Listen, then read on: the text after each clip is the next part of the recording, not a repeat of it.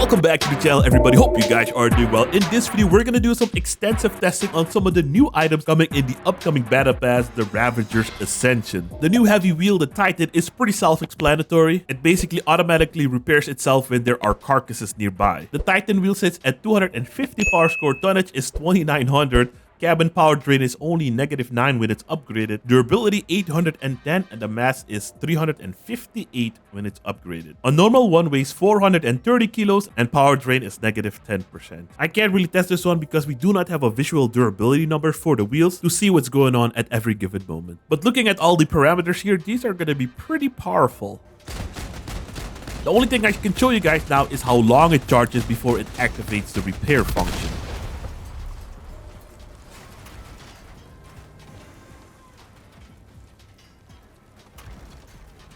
And I also want to see if the perk stacks if there are more carcasses nearby. So let's try that right now. I have 3 carcasses. Well, not yet. We're going to soon have 3 carcasses here.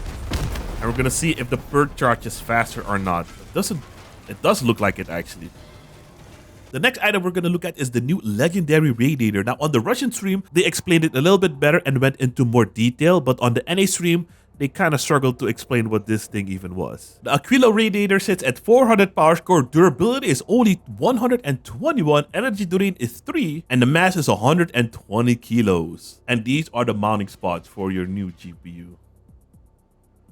Very nice. Now, I can't find a comment anymore, otherwise I would put it on the screen, but basically what the devs mentioned is if you want to use this module to its full effect, you want to mix the weapons with different overheating rates. That way you can keep firing, the perk will stay high, and your cooldown will be super fast for the weapons that are cooling at the time. The one you get from the Battle Pass is upgraded for 10% more efficiency, so it increases time until weapon is overheated by 119%.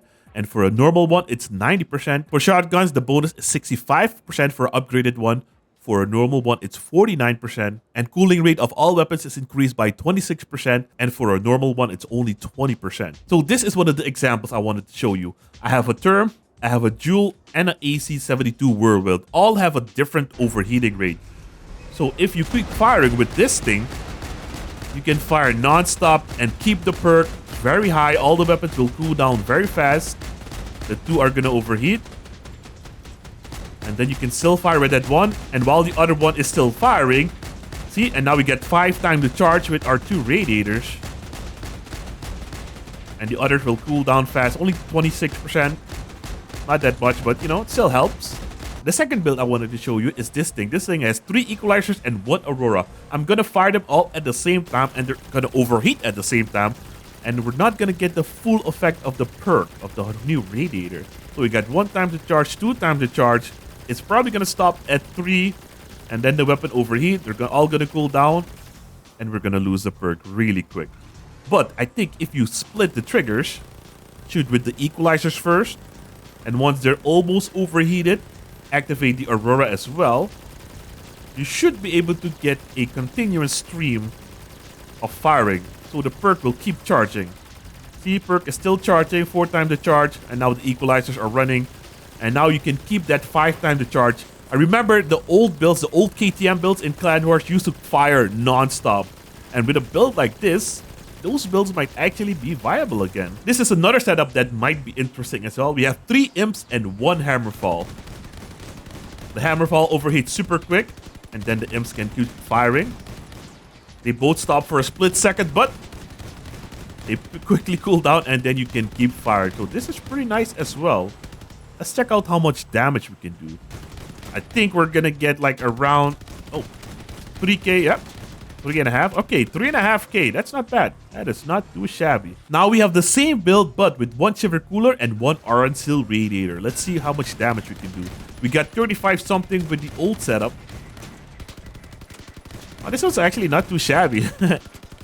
We might get around 200% or 200 damage difference. Not that much. Not that much, to be honest. So I think this new radiator might really come in handy with specific setups. I think something like the Auroras with Nuthungs would be really nice. The Lucifer rocket launcher and that other weapon we're going to check out in a different video. So let's move over to the Cyclops recharge booster. The Cyclops sits at 600 power score and has 391 durability. Energy drain is 3, and this one's mass is 310 kilos, but when it's not upgraded, the mass is 372 kilograms. So the upgraded version you get in the Battle Pass boosts the reload of rockets and weapons by 27%. The non-upgraded boost is for 25%, and you can only install one of these modules on your build. And the perk test, on top of the 27% you get from the base reload boost, you can get an additional 20% if you lost 65% of your weapon's durability. So right now we have a Fat Man here. We're gonna check out the base reload and compare it.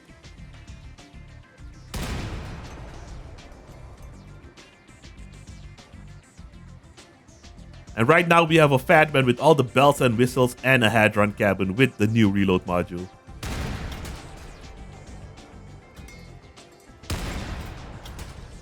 And what we're gonna do now is we need to damage ourselves. And I want to show you guys how insanely fast the reload can become.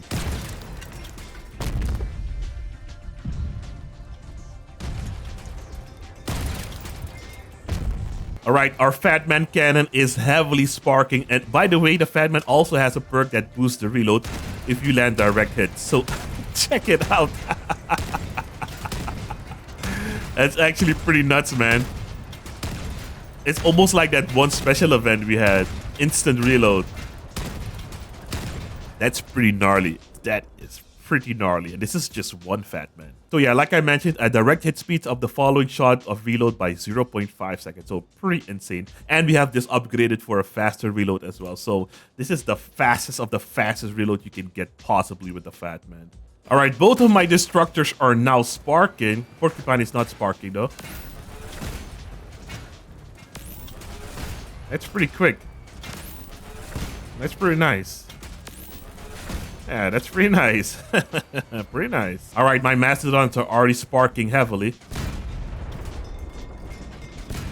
Pretty nice. Pretty nice.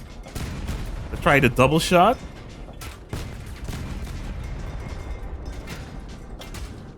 Yeah, the charge kind of ruins it. But the quick shot is pretty fast. And just to quickly check something, a special reload booster is only 1 energy, an epic one is 2 energy, and a legendary one is 3 energy. But since the Aquilo Radiator is a little bit different, the Orange Seal is 2 energy and so is the new Aquilo. The R2 Chill is 1 energy. And the final item we're checking out in this video is the Mars Heavy Cabin. It might not look like it, but this thing is pretty massive, man. It is 8 blocks wide, it's 10 blocks in length, and 6 blocks in height. And the mounting spots are funky. It's kind of weird to mount something on it. You can mount some things on the side and here in the front and up top, but other than that, it's pretty bad. So these are the upgraded parameters: max speed 66 kilometers per hour, tonnage 10,000, mass limit 24,200 kilograms. You get 23 energy, durability is 510, and because this one's upgraded, it's a little bit lighter at 3,417 kilos. A normal one weighs 4,100 kilos and the mass limit is 22,000. And this cabin has one of the highest mass limits next to, of course, the cohort and the machinist. I don't think something is gonna top the cohort because it's one of those legendary military Russian trucks, the Zisk 612H, which can basically carry anything you throw at it. The machinist is also 24,000 because it's a train. Also, you can also put it on like a Zisk platform. The Yokozuna is 21,000. The Humpback 20k. Bastion also 20k. Icebox 19k. And the perk is pretty self-explanatory. Upon activation, all weapons get 30% more damage. And if there are friendlies nearby, you can give up to 3 people 15% more damage. Another thing they changed is the UI of the challenges tab. Now you got a tab for the clan. You got the seasonal challenges over here as well, and you can go directly to the rewards. You got your dailies and your weeklies over here as well, and a tutorial for some reason. And if you want to see everything, you can select on all challenges and it will be all listed here in one single row. And this is the new map. This is the Brotherhood Stronghold. Their base looks pretty badass. And then over there, you got the Ravagers trying to attack as well. Pretty cool, pretty cool. Basically, you fight on a battlefield. This is the wall where it's closed off, and basically this is the map. You got one cap in the middle. I saw people driving up oh, maybe you can drive up this ledge. No, you can't. That's unfortunate. In the trailer, I saw people driving up a ledge. Jump down over there. Map looks pretty good. The map looks pretty good. Quick little update, guys. I was editing this video and this update dropped, so now we have the official patch notes. The battle for uranium will replace clan confrontation for 1 week. For each battle, you still gain scrap metal as a reward and your personal rating points. In the master mode, you gain engineer badges for moving up the leagues from iron to bronze. In the Master and Legend modes, you get 10 pieces of uranium ore for moving up into the silver and gold leagues. And at the end of the event, players in the Legend League will receive additional uranium ore. For the Master battles, the person at first place gets 250 uranium, second and third 150 uranium, fourth and sixth 100, and then it goes lower. And in the Legend battles, the number 1 spot gets 400 uranium, second and third gets 300, fourth and sixth gets 200. That's pretty nice. We're getting 3 of the past brawls again: Operation Red Light, Operation Radiance, and Operation Blackout. That's pretty awesome. I'm happy to see those game modes return. If you guys have never tried those brawls, those are pretty fun, man. Highly recommend trying them out. All of those brawls will have their special daily challenges. These are what they are. Nothing too difficult. And they also mentioned the return of the Firefight Brawl. I don't think I know this one or ever participated in this one. And that's pretty much it. The rest of it was already announced and is pretty much old news. The energy changes I will go over when I log in with my personal account to see how it affected my builds. But so far, I do like the changes. So yeah, guys, that was it for this video. There's no new vehicle packs, just the premium season. 35 buckaroos for the Elite Battle Pass and 10 bucks for the normal one. And the difference is the Elite Battle Pass lets you start off at level 15 and you get all the previous rewards. So that basically means you get all of this and all of this until level 15. I think you get this as well. So I hope this video was informative. Hope you guys enjoyed. And if you did, I hope I earned a like and a subscription to the channel. If you guys want to see more, you can click on one of these 2 videos over here and I'll see you there in a minute. And if you do all of that, you can see that it's your good deed of the day. Thanks for watching. Have a great day. Peace.